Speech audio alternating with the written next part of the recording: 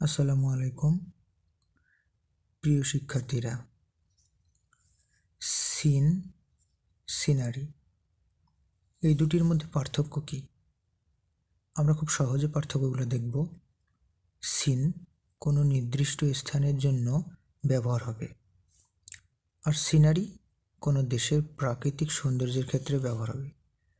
সহজ কথায় আমরা যদি বুঝতে যাই, অর্থাৎ সিন এটি সিনারি থেকে ছোট স্থানের জন্য, সিনারি এটি সিন থেকে বড় স্থানের জন্য।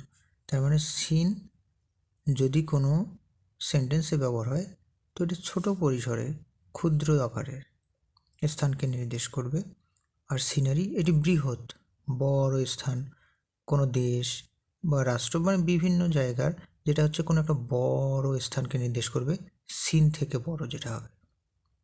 তো এরকম নতুন নতুন টিপস শিখতে আমার চ্যানেলে কমেন্ট করুন।